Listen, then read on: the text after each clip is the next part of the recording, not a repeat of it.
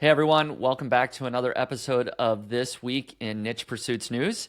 And today we're going to do another update on, the Helpful Content Update. Google finished rolling out the Helpful Content Update today, actually, just this morning. And so it's perfect timing for us to hop on a call and to chat about what are some of the findings that we've seen. If you listened to last week's podcast episode, of course, we dedicated most of the news segment, again, to the Helpful Content Update. And it's had such a huge impact on the industry that we feel like it's worth doing another dedicated episode, essentially, to the Helpful Content Update. And so we're going to jump into that. We're going to do a deep dive. And of course, I've got Jared with me to chat about it the whole time. Yeah, it's going to be fun last week we were very much like, hey, this is just where we're at in the middle of the update. Well, now it's wrapped up, and yes, things could change, I guess, going forward, but the likelihood has dropped quite a bit that things will change from the update now, and we can kind of put a moment in time here, put a flag in the ground, and analyze a lot of what a lot of others have found about it. Exactly. And so just to kind of share what the plan for this episode is, as I mentioned, big bulk of it up front is what we're going to be talking about. If we have time, we're going to go ahead and jump into our side hustles. We're going to share our weird niche sites. We will squeeze those in. We don't know how long that will be. So stick around to find out. Before we jump into the podcast, I wanted to let you know that today's episode is sponsored by Search Intelligence. Here's a short clip of Ferry from Search Intelligence showing you how their agency built digital PR links to a client's website. This campaign got us big links in websites such as Lifehacker, Wales Online, Daily Record, and about 20 other news websites. Let me show you how we've done it. We knew that people will be flying a lot this summer, and we knew that journalists will be writing about this topic a lot. So, on behalf of our client, we put together a nice guide about how to fall asleep on the plane. Then we use Muckrack to find journalists who write about travel. Then we put our advice in a nice email and send the tips to the journalists. Within just a few days, the links started landing, securing our client natural placements in really big websites, just like this, and this. This is a great example about how you can leverage seasonal trends to earn links to a website. Anticipate what journalists want to write about at all times and give them the stories that they need. They will reward you with some great, juicy links. I hope this is helpful. If you want similar link building PR campaigns for your website, head to search-intelligence.co.uk and get in touch with them now. Let's jump into it. It's on everybody's mind. The Helpful Content Update from Google took 2 weeks to roll out. It finished just this morning. And of course, a lot of people in the industry have already been writing up their updates, things that they've been seeing. And so Jared and I do want to point out that, while we are very involved in this, space, nobody can know for sure exactly what Google is doing and what changes to your site are going to have the biggest impact, right? And so we're relying on a lot of others that are considered more SEO experts that do write about this and try to analyze a little bit more data. They've looked at, hundreds of sites, and I'm sure, down the road it'll be many thousands of sites and there'll be big studies. But the amount of studies that they've been able to do is more than Jared and I together have been able to do. So we've got, 5 or 6 experts that have written up their summaries of what they've seen with the Helpful Content Update. And so we've got the likes of, who do we got here? Lily Ray, Glenn Gabe, Barry Schwartz, Marie Haynes, and I think maybe those 4 or 5. So. Yeah, and why don't you tell us, Jared, how we got all these summaries, because I think it's kind of cool, and that's kind of what we'll be reviewing here first. Yeah, well, we eat our own dog food, I suppose. So what we did is we gathered the big write-ups that each of them put together, the data that they analyzed, the findings that they shared. We got summaries of that from ChatGPT, Cloud, the likes of these. And then we rolled all of the information up from all 4 or 5 of these summaries, and then we got and pulled out the higher level kind of big findings that were consistent across all of the different people. So what we're trying to do is give you a repository, the listener, if you don't want to go out and read 5 articles, 6 articles, and try to parse through all the data and find commonalities, we're trying to surface all that here in the next few minutes. Yep, exactly. And again, take all of this with, I would say, a grain of salt, because nobody knows exactly, right? Just if there's something that we say or a summary that we provide here, a bullet point that came from Lily Ray or Barry Schwartz or, or others, doesn't necessarily mean that if you change that one aspect, you're going to recover from this update. This, again, is just general findings, what people have seen, and we're doing our best to summarize what we think has happened during this Google Helpful Content Update. And so, as we already mentioned, it started rolling out September 14th, and it finished September 28th, which is today when we're recording this. It is the third and largest of the Helpful Content Updates. Of course, lasted 14 days. So content quality concerns. At least initially, a lot on the documentation that Google has provided, they've mentioned that they're trying to target AI-generated or programmatic content. Whether or not we've seen that has been very mixed bag in my experience. Some AI-generated content is still doing quite well, and whereas others, is not doing so well. And so they're trying to tackle a lack of insightful information, SEO'd content, kind of content that uses excessive topic variations, that is over SEO'd content is partially maybe what this is targeting, right? They're looking at things like the originality in the reviews that people have actually done. Do they have true firsthand experience, or does it appear to be rehashed information that you can get somewhere else, right? Okay, here's one that is kind of interesting. I think this was maybe Marie Haynes, but I could be wrong. But she basically said that sites displaying the latest articles on the homepage or sharing a lot of affiliate links without context appear to be the ones that have been targeted. Do you know what she means by that? I mean, I have a hunch, but the blog any thoughts roll on that? as a homepage is specifically mentioned by multiple people. Mm-hmm.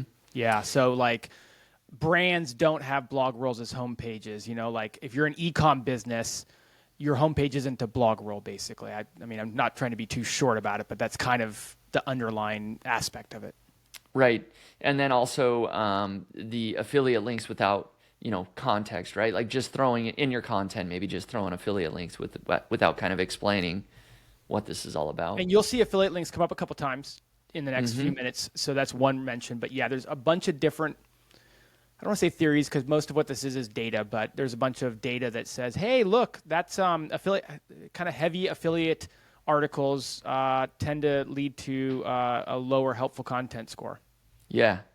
Yeah, exactly. And another point that kind of ties that in that I've seen a lot of affiliate sites doing is taking this spray and pray approach to try and rank for multiple topics. And what they mean by that is like a broad range of topics. So you might have a whole category for travel, another category for tech, another category for finance, right? Like really broad like topics that don't have like a cohesive, right? Even, I think even to some degree, and we should talk more about this, but even to some degree, like topics that might make sense for you, but semantically don't make sense to Google. So maybe you're a DIY site and you're writing about like home crafting and power tools. And like, yeah, it's all DIY, but semantically speaking, they don't really have anything in common.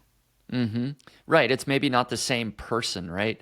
That's sitting down to do some crochet crafting. Then they're picking up their drill and, changing, hanging the pictures on their wall. I guess that could all, they could all be maybe crafting, but it's probably a different person. But yes, exactly. I think you made the point well there. And then again, an overemphasis on affiliate links, right? Meaning in your content, like you got all these call out buttons and it's all about, hey, click this every paragraph, click this. Too many affiliate links, perhaps, or at least an overemphasis on those affiliate links appear to be some of the content quality concerns that this update has been targeting. Okay, and then user experience issues. Right. And this is a big one, so listen up. I mean, we haven't had user experience getting waved in our faces, I feel like, since like Core Web Vitals a couple years ago, and then before that it was interstitials. So we've had this kind of like, hey, this is gonna be serious, guys, and then it never turned out to be serious. Yeah. Seems like this time no one was saying it's gonna be serious, and then all of a sudden it did turn out to be serious. Right. Exactly. You want to jump into this one a little bit? Sure, yeah. So this next topic really centers around user experience, and that's like everything from just the page experience to the page speed to the navigation, etc. Interestingly enough, Google had updated their documentation about UX and UI back in April. So I think Marie Haynes pointed that out. So hey, like they actually kind of did tell us, we just didn't really necessarily pay as much attention to it because it hasn't been something that has been a big deal so far. Like good UX is good for the reader and good for the user, but we haven't seen strong correlations to rankings from it. But it does seem like the helpful content update specifically targeted poor website design, like design that makes you not trust the site, you know, where you go and you're like, ooh, I just feel a little like this is maybe spammy or maybe not being kept up. Broken buttons, missing links, bad layouts. And then the big one that's gotten brought up by pretty much everybody is aggressive ads seems to be a trigger for a low helpful content score. So whether it's excessive ads, auto-playing videos, pop-ups, like, you know, 4, 5, 6. We certainly see it in our weird niches sometimes, like 5, 6 ads at once going on. So that is all part of the UX banner that seems to definitely be a factor for this update. Yeah, exactly. So I've got this right. If you have a website that has a poor web design, or maybe just a very templated one, like out of the box design, or that doesn't look great, you've got a site that really focuses a lot on affiliate links in every article, and you have a ton of display ads, right? And your content is kind of over SEO'd, like that. Those are some big red flags potentially, at least so far. And then there's more to go. You know, specifically on the UX issues, like this has been huge for me. You know, right after I did a big redesign for Niche Pursuits, it's been about a year, but my traffic started to increase shortly. I mean, it was already starting to increase, but that helped even more, particularly with mobile. And so I am a big proponent of like, just go out and get a custom web design done, right? It might cost a little bit of money, but it does add a lot of trust and can improve a lot of these user experience issues that people are talking about. And I mean, you brought it up last week. This is super corollary. Not causal. This is super corollary. I'm not even saying there is a correlation, but I'm just saying it out loud to talk about it. I hope somebody will do a deep dive. That's what I'm actually saying. But you noticed like 700 comments in the Mediavine Facebook group last week about sites getting hit, and you thought, well, why is that? These are generally expert content creators. Well, yes, but they're also oftentimes people that publish content with a lot of ads on it. And certainly we know Mediavine has those video ads, and they're always, you know, emailing us about the newest sticky pop-up sidebar, this, that thing. And not saying it's wrong. I have Mediavine. I love Mediavine. I put my ads probably at medium or high. They have like a setting you can do. So I'm not like abstaining myself from this, but just, hey, we definitely know a lot of people on like the Mediavine front and the Raptive front got hit. And we know that ads had a role in the helpful content update. So just kind of put that out there. Yeah, no, that is interesting to think about. Something always to consider, right? Play around with your ad layouts, see if that helps, make changes. So, okay. But that's not all. Yeah, we got a few more to go here. Go get yourself another cup of coffee. We're just getting started. Trust me, you should see this agenda. Spencer, just want to comment. This is the most prepared we have ever been for a podcast. We just need to start using ChatGPT more often. We should. This is amazing. I mean, normally it's like a page of notes, and you know we only a couple get through bullet points, and it's like half points. Thought out. Here's a website we should check out. Yeah, but we're just getting started here. So we're just getting started, and actually, certainly stick around because we're going to pull up some examples of sites that were winners and some sites that were losers. So kind of tease you for that. You know, that's coming here shortly. We've got a list. But we want to, again, go complete this overview of findings. So point 5 here, I guess we're on, key changes and observations, right? An improved system for categorizing content. Now, are we saying that Google has an improved system for categorizing content? Is that what we're getting at here? Yeah. Yeah. And I don't know how they know that. Do they know that? Or are we talking about like types of content, maybe, right? Like user-generated content versus other types of long-form articles.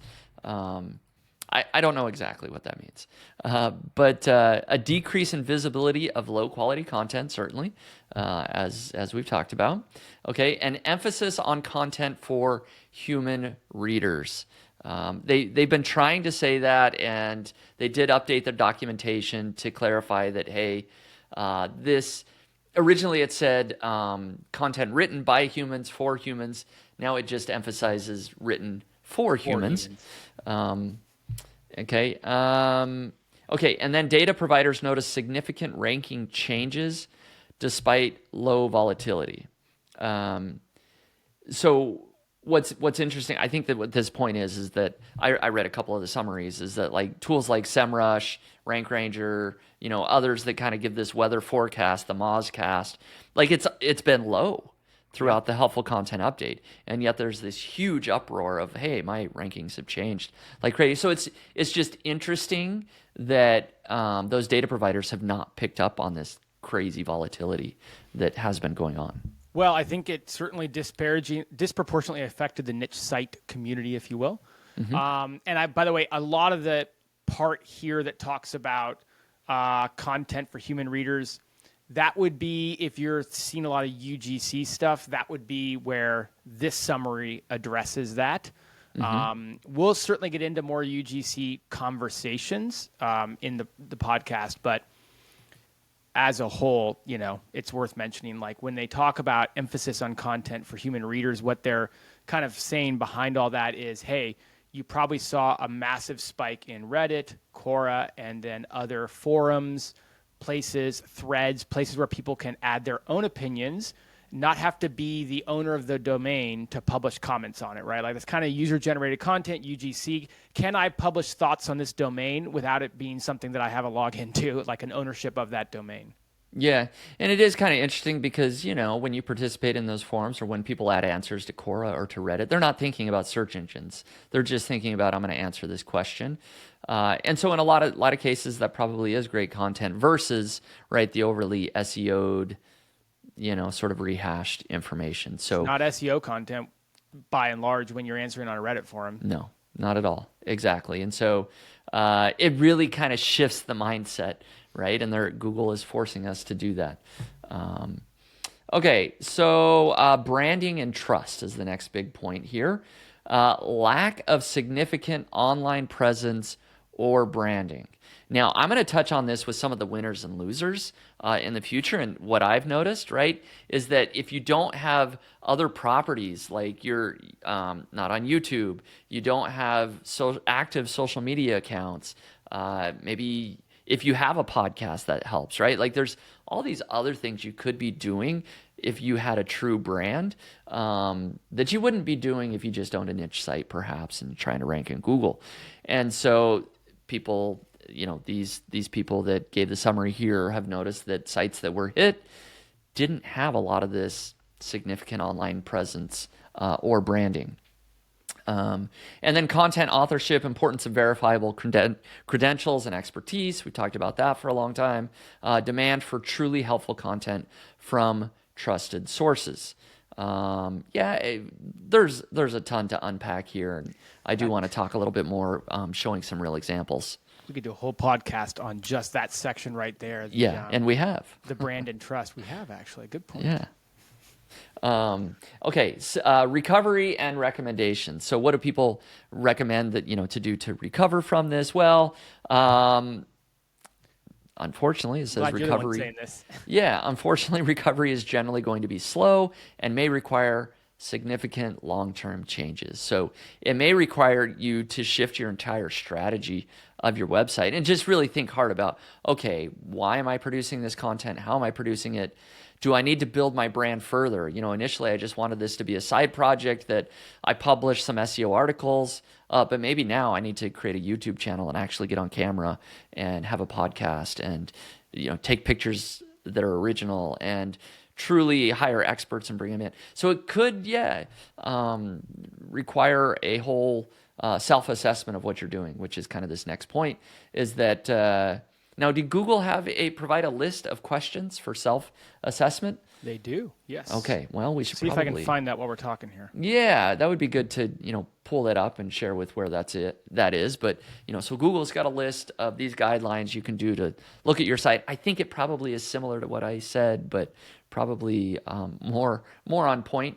Okay, Google guidelines by Google: avoiding random content alterations, make sure to have content reviewed by experts, becoming known in your niche, leveraging real-world experience, integrating user engagement features like forums and YouTube, the importance of being authentic, and offering truly helpful content.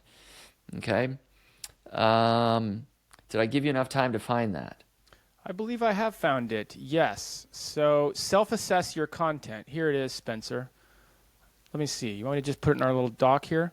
Sure. You can boot it up, actually. Yeah, There I'll you go. pop It that sits up there. and Again, You know? folks, we are prepared here. Yeah. Overly prepared. We have so much going on. So it's basically alluding to how to create helpful. It's under the section of creating helpful, reliable, people-first content. And we've read this before in the podcast. I don't remember where. We're doing enough of these now that I can't remember. But it was a while back. But I'll just kind of go through a few of the questions. But there's about 10 of them that you can ask yourself. Does the content provide original information, reporting, research, or analysis? Does it provide substantial, complete, or comprehensive description of the topic? And does it provide insightful analysis or interesting information that is beyond the obvious? And it goes on and on and on. I don't know how many you want to go through here, Spencer, but there's also a section on expertise questions, which is really, I think, something that is interesting to go through. Does the content have easily verified factual errors? Is the content written or reviewed by an expert or enthusiast who demonstrably knows the topic well? Demonstrably being the keyword there. If someone researched the site producing the content, would they come away with an impression that it is well trusted or widely recognized? And there's a lot of questions you could try to ask yourself here, which probably does roll over nicely into some of the sites we'll look at and how to look at your website from the new lens of this helpful content update. Right. And I find this one interesting. Evidence of the expertise involved, background about the author or the site that publishes it, such as through links to an author page or a site's about page. Right. And I know we've talked about that a lot, but again, you hit on it when we look at some of these examples. I think we're going to see some things here that, you can see which sites clearly appear to be experts in the niche. And again, it's worth saying this. I have this pasted to make sure I say it this week, and I'll say it now. I might even say it again. So when it comes to this helpful content update, I really want to encourage everyone that there are two sides of the coin, and it's okay to acknowledge both sides of the coin. A world can exist where you lost rankings and the sites that now outrank you do not follow these guidelines. Yet the other side of the coin is you can still learn a lot from what we're going through and still improve your content and make it better. Both can exist. Google can get it wrong and be ranking sites that aren't doing these things ahead of you, but it doesn't mean that means the update is garbage. You don't need to pay attention to it and forget all the stuff that they're recommending or that people are seeing. You can still improve your content, make your website better, even in a world where their algorithm doesn't always get it right. Yeah, I think you nailed it. That's some great advice. Just kind of as to wrap up sort of this overview of this update is just, realize that Google is ever evolving. And so just because your site is at a certain spot today doesn't mean it will be the same in a month from now. Google is going to turn that dial, but they do have general guidelines that I think if you do your best to follow these, the best sites should eventually rise to the top. It could be, a tumultuous time period. So patience is probably required in order to go through all this. Okay. So again, just to summarize, I do want to give a hat tip to Lily Ray, Glenn Gabe, Barry Schwartz, and Marie Haynes. So please, research the articles that they've written because we basically just shared all the findings that they, we didn't come up with these findings that we're sharing here today on the podcast. It really came from those four people. And so go ahead and check out their content if you want a little bit more depth on, what they're saying individually and some of their findings. Agreed. Yeah, we'll try to get those links for you in the show notes, and like Yep. you said, they're the ones who really have done all the research here. A lot of this stuff is stuff we're seeing, but it's always great when there's quantifiable data behind a lot of it, like they presented. Yeah, exactly. So let's jump into a couple of example sites that actually won, and some that lost here. And, the very first one is somebody that we had on the podcast not too long ago. And Ominously so. Yeah. Sammy Ellard King, if I recall correctly. He was on the podcast and he was willing to share a screenshot of some of his traffic. So I'm going to pull that up. But Jared, I'm going to let you kind of share what he, has talked about, his site a little bit, and anything else you want to share there. Yeah, I kind of made his podcast episode the theme of my email to the Weekend Growth newsletter subscribers this week, really, because ominously so, we did a podcast on his website, upthegains.co.uk. It's a financial website, and it came out a month or two ago. But ironically, what it was really about is about building something more than just a niche site, but a brand, a whole brand that has 5 or 6 channels that feed into it. And he walks through all the reasons for it. He has a 20-year marketing background, and he explains all the reasons for it. I won't hijack the podcast. Suffice to say, I think you should probably go listen to it. But I was rambling on and on. But while I was rambling, you saw he had, I think, about a 50% increase from the helpful content update. And this is not your DR80 financial site that's been around for 10 years. Sammy's really clear this has only been around for a couple of years, a year and a half, I think he said. He's very far behind in domain authority and backlinks and a number of articles and maybe a lot of the, let's say, more traditional measurements we would use pre-helpful content update to evaluate where a site can rank. But he saw a clear bump from it. Yeah, and, I mean, you definitely can see brand this. is key to him. I'm just looking at, if you look at this graph, right, you can see the lows here previously and now. I mean, I don't know what percent gain this is, but it's got to be 20% or more, maybe more than that. Well, it says right there in the green that he's up. Oh, is he 40s comparing? It's month over month. Oh, that's month over month. Last 30 days Yeah. to previous 30 days, yeah. There you go. And really that doesn't, because really the helpful content update was 2 weeks, right? So Yeah, so you're probably higher than gosh. that because he's got pre-helpful content update, which the gains you see before that are from the core update in August, he was saying.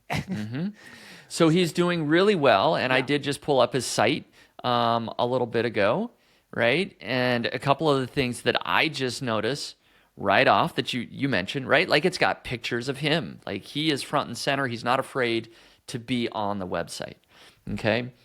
So that is one thing. He's got a podcast, right? He's got an email list. How many niche sites were hit that did not have an email list? I wonder if there's some sort of correlation there. Is like, do you capture emails on your website? If no, penalized site, right? I don't know. That's probably not the way it goes. But I have to imagine those that are actually collecting emails are ones that are real brands, right? Well, and certainly to that degree, a lot of conversation has come around traffic sources. And if you're a site that gets 99% of its traffic from Google and doesn't get traffic from anywhere else, you don't look as much like a business. And again, a lot of this we'll see in looking at what outranks stuff now. You're seeing e-commerce businesses and brands that have moved up in the SERPs and niche sites, or in other words, not as diversified traffic sources, we're being journalistic here, dropping and stuff. So yeah, to some degree, have an email list and send traffic to your website from it, and that's not a source from organic search traffic, right? Yeah, absolutely. So yeah, getting that branded traffic, that direct traffic, that's got to be a signal. I mean, look, nichepursuits.com, which went up and clearly isn't a niche site, but still, I mean, Spencer, you email 3 times a week, and then YouTube and the podcast, and like you're sending traffic to nichepursuits.com from a whole host of different places, not just Google. Yeah, absolutely. And, that has to help. And so very quickly looking at his site, right? He's not afraid to show himself. He's putting himself out there with a podcast. He's got a shop where he actually sells his own products. He's got, of course, calculators. A lot of people do that. But a lot of those things, he's got a custom theme, right? It's a great looking website. This isn't something that he just, downloaded free on WordPress and no blog put that roll on up the there. homepage there. Yeah. Seems like a non-intrusive number of ads when you dig into it, He's got all the social accounts Yep. that I imagine if I click through, he's probably active, right? I And- know on Twitter he is. Yep. Right? He is very active on LinkedIn, I know. And right, so you have to think, is not only Google smart enough now to where, like, okay, in the old days you would create all these social profiles and then you'd never do anything. Yeah, Well, you just were there. now they know, oh, I can actually see he posts 2 or 3 times a day, or however, once a week, whatever it is. These actually real living, like, you have to imagine that a lot of that comes into play. And so he's just built a real brand, and clearly that has helped. I mean, you see the huge gains, 50% in 30 days. Wow. In many ways, he definitely upped the gains on his traffic. But I like it. I'll be here Ooh, all day. Up the gains. I hope you're enjoying the podcast so far. Just wanted to take a short break and remind you that today's episode is sponsored by Search Intelligence.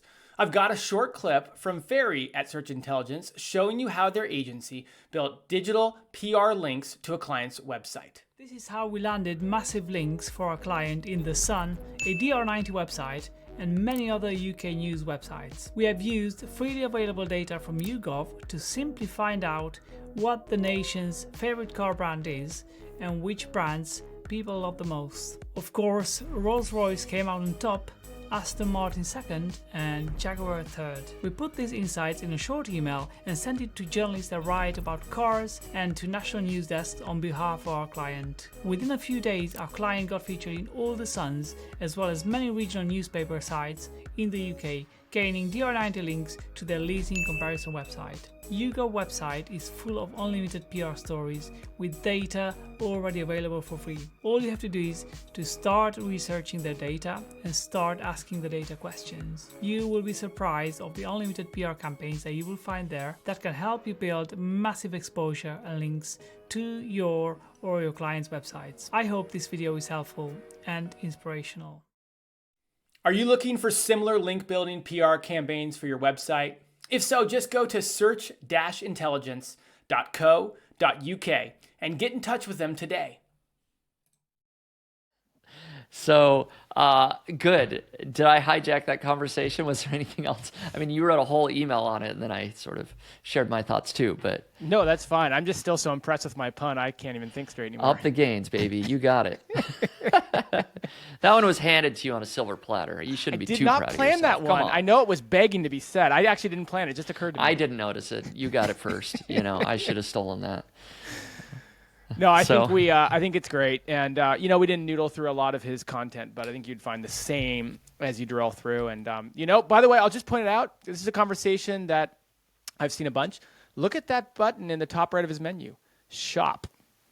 Now we don't need to spend a lot of time, but I've seen a lot of people ask, "Hey, should I add an e-com component to my niche site?" I don't know, by the way, but it's compelling to think about because we saw businesses like e-com and SaaS and these kind of businesses rise in the rankings. I have an example I'll share a little bit later. I don't know if adding a shop makes you now all of a sudden a business in Google's eyes, but interestingly enough, that's a question that has been asked, and there it is. I just noticed it. Yep, got the shop. And I'm just scrolling through one of his articles, right? It's well done. It's got original graphics and well formatted, right? So it's good looking content. Clearly, I mean, it would take a long time to reproduce this article just with all the graphics and formatting, right? Like you can't just hire ChatGPT and hit publish, right? Yeah. It Agreed. doesn't quite work that way. So, all right, good. Great example on that one. So we've got a lot more, and I'm just trying to think of which ones we want to hit here. Let's maybe hit on maybe one or two other winners. Yeah. I have to give a hat tip to Mike over at nichetwins.com. He's active on Twitter. He did a bunch of research, and then I messaged him, and he shared a few sites privately with me in the travel space, right? These are sites that he's competing with or have been following. And so there's a couple here that were winners. One is, okay, so they appear to continue be doing well in search. They were not hit with the helpful content update. But what is interesting is that it's very clear, and you can notice this from the homepage, is that it's very clear that they are taking original photos. I mean, they are in the photos of these, exotic locations. right? What? Just for people listening, what URL is this? I can't see. Oh, we3, the number, travel.com. Okay, We3travel.com. Great. Is what this is. And so that's the first thing to note, is that they are clearly taking original photos. Yeah, and look if at you that. go to They're their good, too. They're good. yeah, if you go to their about page, they've got well, that's a bad example, but it's got a couple original photos there. Anyways, every page you go to, there's like original photos of them in the photo, which again, this is just a side note, but I also talked to somebody else in the travel space that has taken thousands of original photos. They actually went to the place and took pictures, but their site is getting hit really hard, but they're not in most of their photos. Now, again, that's all just conjecture, right? But maybe to prove to a search engine that you were really there, like maybe be in the photo. So you can go through their site. It's not like it's the best looking website in the world. It looks great, right? But they hit on a lot of those things. They're active on social media. So if I go to any of their, social media places, right? She's got 22,000 followers, 900 posts on Instagram, saying they're collecting emails, and they're doing really well. They built a real brand, and they have a podcast as well. I don't necessarily see that they have a YouTube channel, but they've got a lot going on more than just their SEO articles, right? And this falls in. We have a podcast coming out soon. I just did the interview yesterday, so I'll tease that. Nice. It's coming out soon, maybe on our schedule, a couple weeks. And we did get into discussing a little bit about expertise when it's outside of provable expertise. In other words, like if I'm a doctor and I'm at Healthline, I can prove that I have a PhD or that I'm a doctor and I practice at this place and all that. But travel is one of those spaces that falls into expertise that you can have because you've actually been to the location, because you've been there 20 times, because you've gone to 50 tours on that. But you have to find a way to prove that to Google. Like they don't know that if you don't substantiate that. So I like your point. We don't know if being in the photo is quote unquote proof to Google, but there's a whole variety of ways you need to go about proving your expertise, especially if you're in a niche that can't be proven with like a paper trail. But Google has put in their quality rater guidelines that is a form of expertise. So they are looking for that. Mm-hmm. Yeah. So, that's an example site that people can check out that was not hit, from the Google Helpful Content Update. Now, another site in the travel space here is, let's see here, if I'm going to say this right, Okay, you're going with that one? Yeah. The Navigatio. The Navigatio. The Navigatio. .com. Let's go with that. Right? Yeah. And this is a travel site, dedicated to Japan, right? The people that they visit, Japan. And same thing. You can tell that they've got original photos that they, have taken. They've really been there, right? They're in their own photos. And you can read about, anyways, you can go through their site and see all that they've done. But they have similar. They also have, if I'm not mistaken, maybe they don't have. I was going to say they also have a podcast, but I don't think that they do. But you can clearly tell that they have actually visited these places. They've been there. They really do have an expertise. So that's just another example. The Navigatio.com.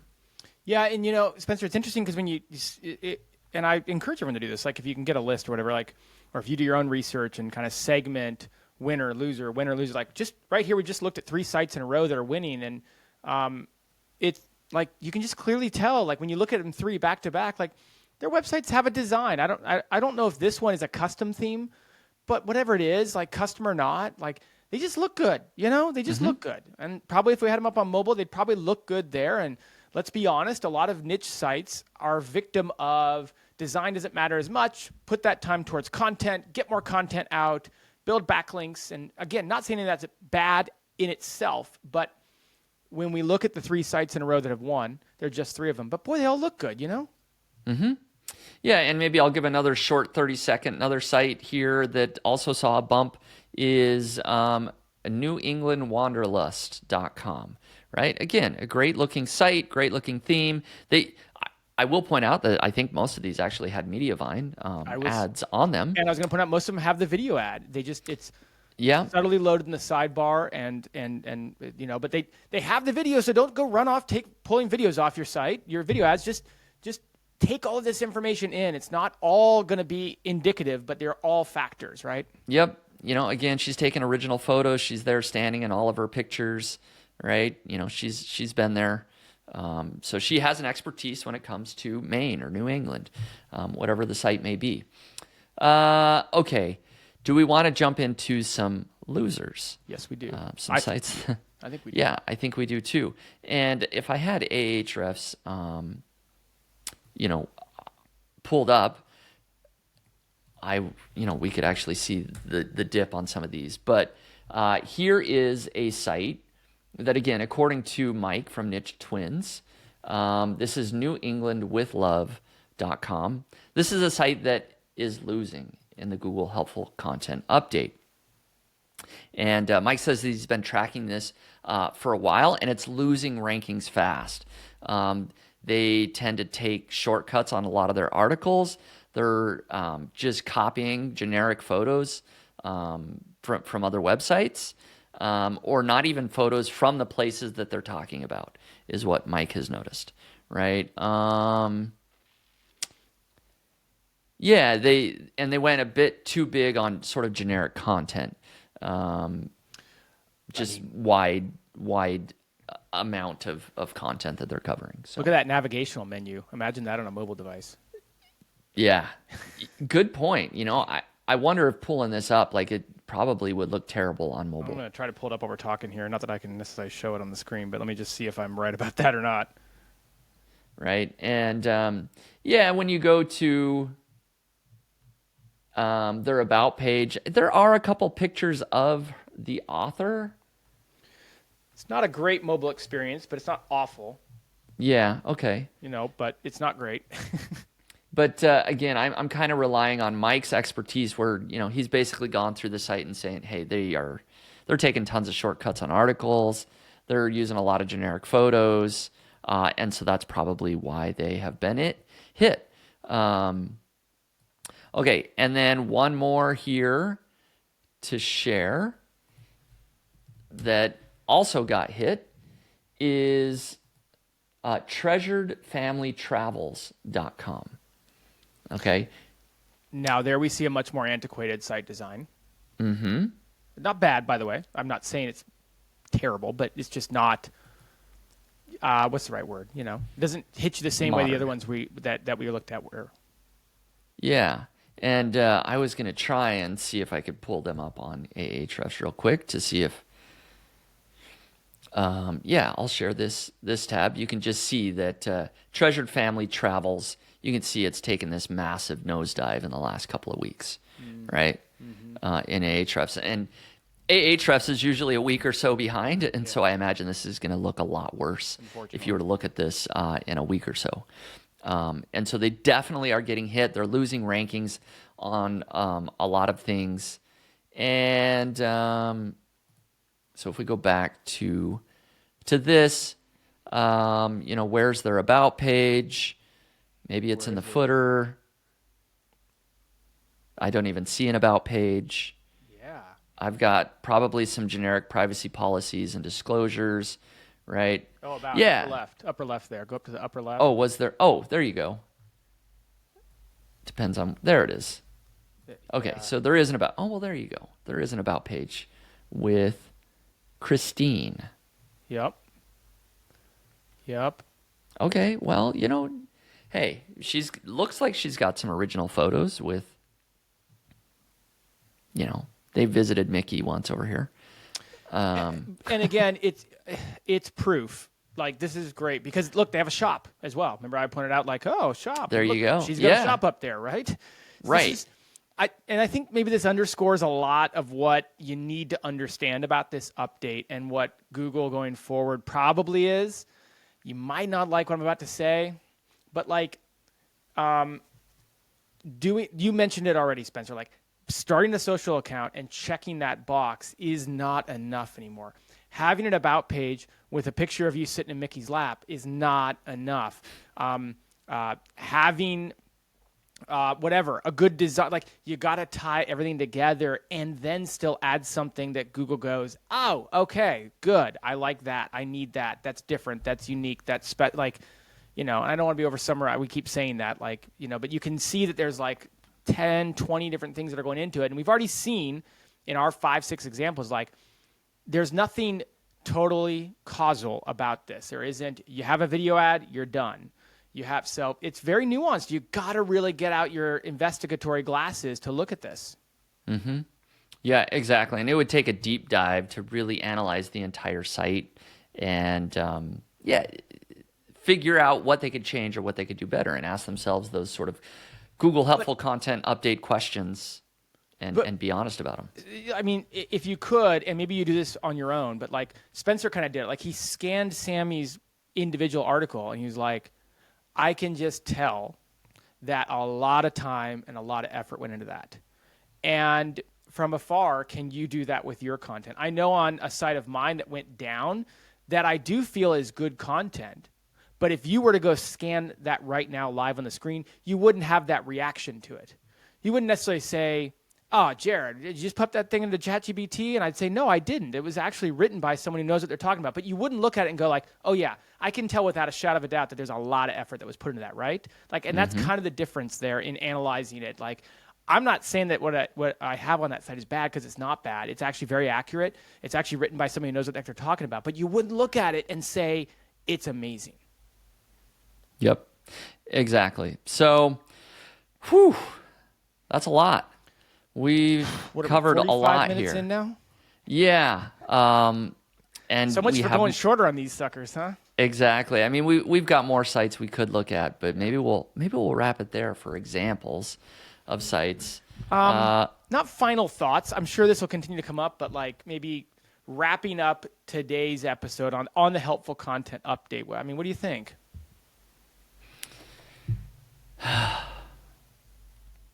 Well, just take a step back and realize that there are winners, there are losers.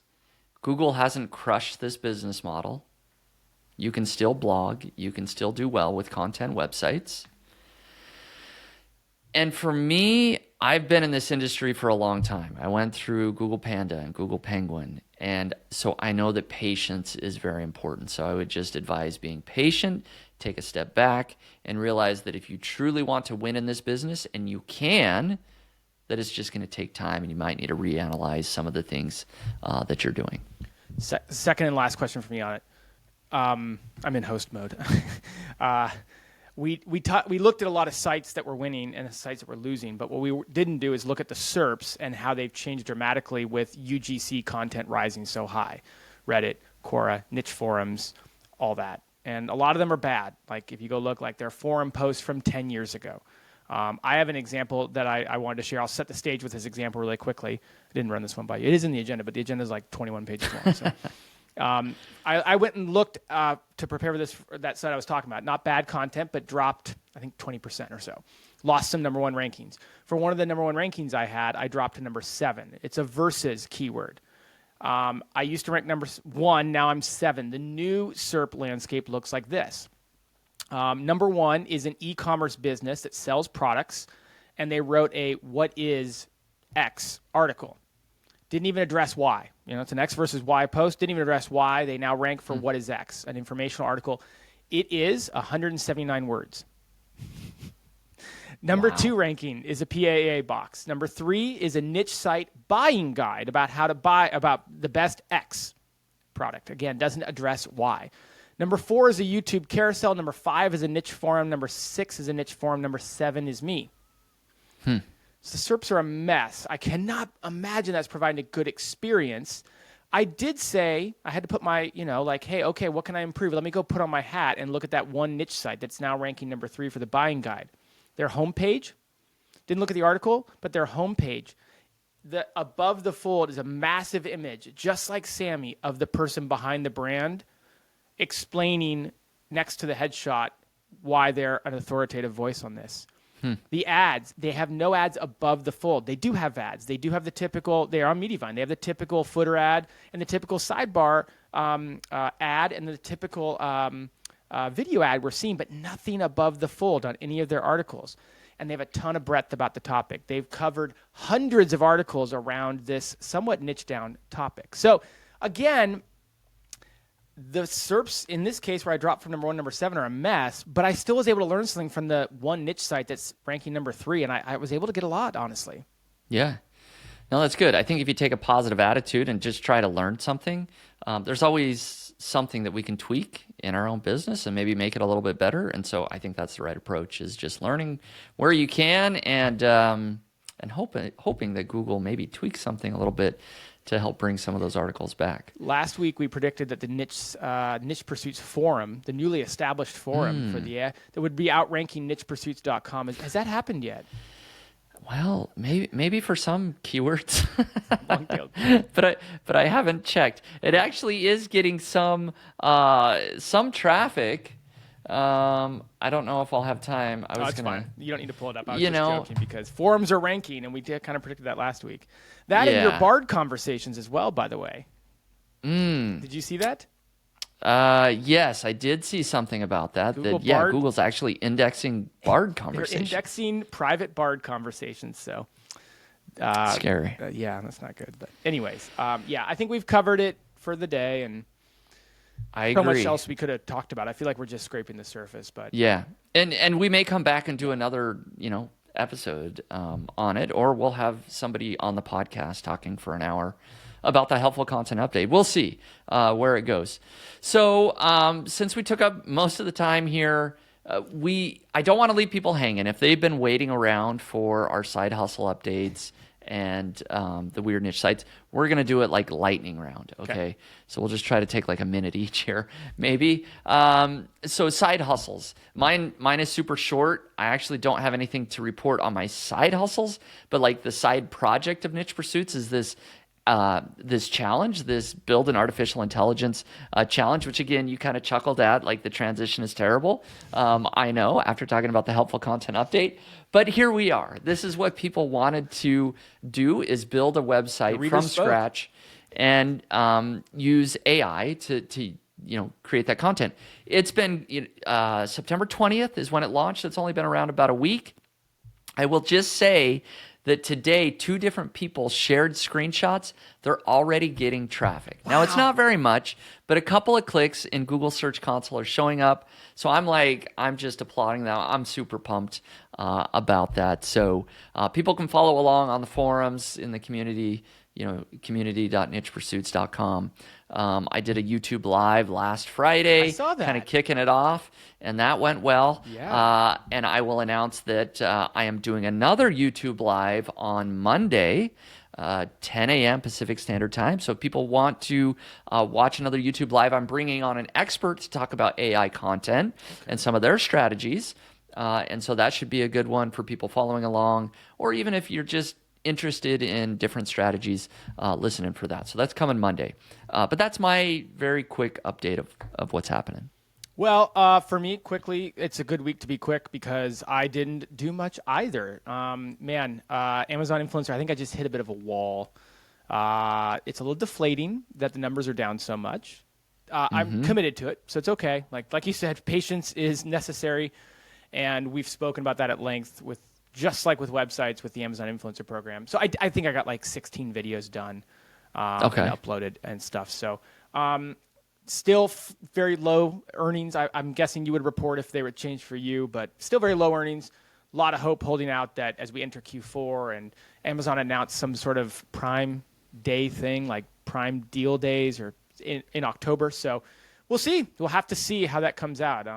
And then one fun thing, I unceremoniously, I hardly even noticed, but I crossed 1,000 subscribers on the Weekend Growth YouTube channel. Congrats, Jared. That's awesome. So published a video 2 weeks ago. I have another one in the queue that I just need to get around to releasing. Yeah, that's a nice little shot in the arm. I'm still way behind on watch hours, so if you're asking, no, I can't. I don't really qualify for YouTube ads yet. I have a long ways to go. So yeah, if you want to throw me a bone, just go pull up my YouTube channel and go walk away and eat dinner or something. I'm kidding. That's against terms of service. Don't do that. But yeah, You can so do still, that. It's okay. Do it. still a ways away there. But yeah, that's just kind of a nice little milestone. And again, those little milestones help you stay motivated to continue to produce content because man, YouTube content's hard to produce. So It is indeed. It is indeed. So very good. Great update. Nice. You've hit your mark. So that's good. All right, let's do our 2 weird niche sites here very quick. And, maybe it's good that we're not going to spend a lot of time on mine, at least, because it's not what I would call super weird or, super great. It is a undersell. successful site. It is getting, according to Ahrefs, 1.2 million visitors a month. okay. And so this site is howtopronounce.com. Howtopronounce.com. So it's what it sounds like. You pop in a word here. You can do a search, right? What's a word? Claude. The one. Okay. The one I that keep getting in trouble for pronouncing wrong on the podcast. Well, I don't know if people will be able to hear it. Will it say it? Anyways, you pop in a word and it pronounces it for you, supposedly. I think I pushed the wrong button or something because I'm not hearing it. But anyways, they are ranking for all sorts of keywords related to this, right? If you come over to Ahrefs, you can see their traffic. It looks like they did get hit with the helpful content update, or at least their traffic is down over the last 2 months. It looks like they probably got hit by the core update and then again with the helpful content update, but still, over 1 million visitors a month from Google. If we look at some of their top keywords, I have a hunch that I know what it will be. How do you pronounce, how to pronounce names, and a whole variety of that, right? I imagine there's, how to pronounce certain words that actually get a significant amount of traffic. That's interesting. How do you rank for that? Because I don't think they have an individual page for each of those. It looks like it's all, that's so interesting. Like, how do they rank for how to pronounce Orlando City here? I'm looking, but they don't have a specific page for it, do they? Yeah, They do. No, they do. Oh, they do. Howtopronounce.com/Orlando City. Okay, interesting. Yeah, let's look at that. Yeah. Oh, look at that. It's kind of like a dictionary site, but So they probably pulled up, site. Orlando. Is it Dash City? Dash City. Yeah. Yeah. Okay, I didn't have a dash there. Okay. They probably created individual pages for like the higher traffic type keywords, right? Yeah. All programmatic, for sure. Like nobody's going in here No. and creating this page, and it's just like, this is like 90% ads. It's crazy. Yeah. Like I was gonna say it's a pretty poor user experience. I was sharing the wrong tab again. Here we go. Now you're seeing 90% ads on your screen. Yeah, there it is. Yeah, look at. Should we count the number of ads? I can't even get it to load on my screen. Yeah, it's just ads everywhere, right? And they've got a few examples in a sentence, trending news. They've got a few widgets that are clearly all programmatic. So I had to close the site because it was, I think, interrupting my video feed here for the podcast. it was overtaking with so many ads. So that's my weird niche site. Again, maybe we'll just keep it short, but it is kind of cool to see what you can do with a combination of programmatic and just a very targeted niche, right? Just a very specific thing. How do you pronounce X word? Like that's it. That's their whole site. Those who have listened week in, week out to our weird niche segment will probably know the next 5 minutes of what we would talk about with this site anyways. So We'll just skip it. we'd have the same Yeah. ideas that we've shared with some of these other kind of similar sites. But yeah, good find. I think it's a good find. Yeah, thank you. Might use this to better practice for some of the guests we have on the podcast because you might not know this as a listener. I'm guessing Spencer might have the same trepidation, but the hardest moment of the podcast, the hour-long podcast, is that first 10 seconds when you have to say their name, and when it's a difficult name, you don't want to say it wrong. Mm-hmm. It's quite the pressure there. The rest of it's Yep. smooth sailing, but That's right. Okay, so what site do you got for us, Jared? all right. Let's see. That's not it. That's the helpful content update. My site that I wanted to share with you, I wanted to find a site this week that kind of went down this whole UGC theme. And I did not find you and I tend to go these directions. I tend to find these quirky sites that are getting hundreds of page views a month, and you find these sites that are getting hundreds of thousands of millions of page views a month. But following that vein, this is a UGC type site, and it's called imightbefunny.com. It, to my knowledge, is entirely basically articles that are collections of stuff that was posted on social media. And so we see 20 of the funniest tweets from women this week, 20 of the funniest tweets from parents this week. We see 20 of the funniest tweets from women this week a second time on the homepage, and it's different content. So not really the best from an SEO standpoint, but does rank for a variety of things and is pretty much all user-generated content. It's only a DR6, but it does rank for over 4,000 keywords in Ahrefs, and some of them are fairly good keywords. Honestly, every article is pretty much just 20 screenshots of different things that were found on Twitter or Instagram or the like. Yeah. So I've got the keywords pulled up here on Ahrefs, right? They rank for things like funniest tweets from parents this week, embarrassing stories, most embarrassing moments, relatable tweets, etc. Such a weird, off the beaten path niche. I mean, there is an about page. I mean, there's a real person behind this, so it's not like it does have a face to it, and it just seems to be someone who kind of gathers stuff together. By the way, she comments, I agree, it's very weird. She pours her milk in before the cereal. I mean, that's just... Oh, why would she do that? That's what I mean. I mean, she said you can leave now, and I almost She's did. Backward. Yeah. I don't know how that even works. I mean, how do you get the ratio right and stuff? But anyways, I digress. Yeah. We're on the same page about that, clearly. I don't even know another way. Yeah. So the overview, okay, maybe you said this, but I wasn't. How much traffic is it getting? So if I pull up Ahrefs, okay, so they're getting, 5,000 or so organic visitors a month, and it looks like they're still smooth sailing with the helpful content update.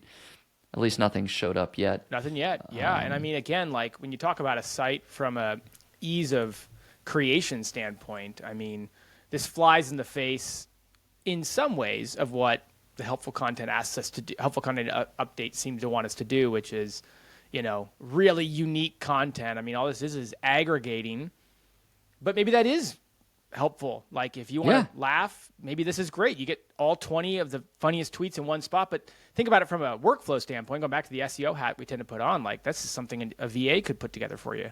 Mm-hmm. Yeah, absolutely. I really like this example of a site. Not that it's like the greatest site in the world, but just that it reminds me that there are so many niches or angles that are off the beaten path that you could go after. We often look, we just reviewed a bunch of travel sites. It's very common. Or the finance site that Sammy has, or the pet space, right? There's these call it a dozen probably niches, right? That 80% of the people go into, but then there's hundreds, if not thousands, of these little nuanced angles you could go into that a lot of them still get a lot of traffic. They're just, you got to think differently. And this does a good job, funny tweets or funny things for parents, whatever it is, that's all, stuff shared on social media. That's just a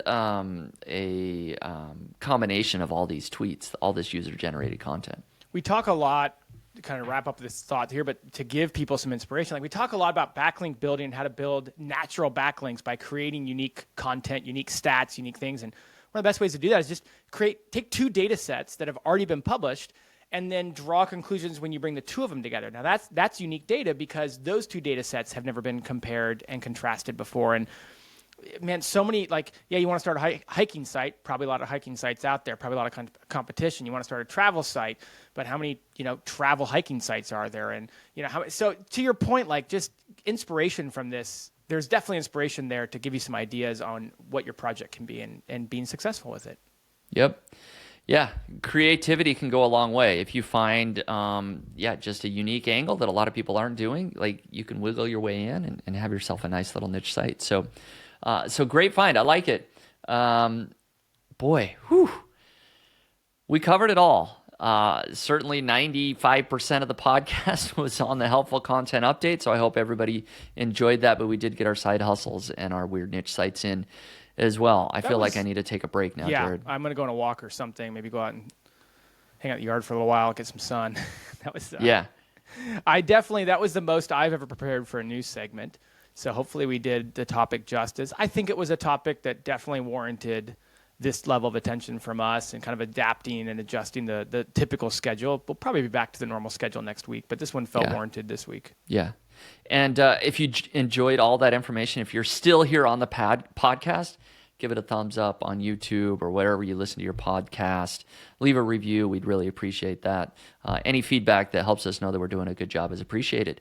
So with that, if you want to follow along with Niche Pursuits, you can join the newsletter at nichepursuits.com/newsletter, where I will be sharing updates on this recent AI content challenge and, of course, everything else that I've been up to. And you can also stay tuned for our weekly podcast with Jared as our host. He brings in new guests each week. So we look forward to seeing you on the next podcast. Thanks a lot for listening. Have a great weekend. Today's episode is sponsored by Search Intelligence. Here's a short clip of Ferry from Search Intelligence showing you how their agency built digital PR links to a client's website. What a crazy campaign. How to Sleep on Your Back. This campaign got us links in Huffington Post, Glamour magazine, Mirror, and lots of other great news publications. Let me show you how we've done it. It was so simple. Our sleep client provided us with expert commentary about how to train yourself to fall asleep on your back. They also gave advice on why it's best to sleep on your back. Once we've had this information, we went to Muckrack and searched for journalists that consistently write about sleep and well-being. We've sent these journalists the advice provided by the client, and within one day the links started flowing in. Glamour magazine, a DR81 website, picked it up. Huffington Post, DR88, Mirror UK, DR90, a massive avalanche of links blasted to our client's website with this simple yet effective campaign about how to sleep on your back. I hope this inspires, and I hope you'll use this technique to land massive links to your or your client's website. Thanks for joining us today on the podcast. Just a final reminder that it was brought to you by Search Intelligence. And if you're looking for link building PR campaigns for your website, just head over to search-intelligence.co.uk and get in touch with them today. Cheers.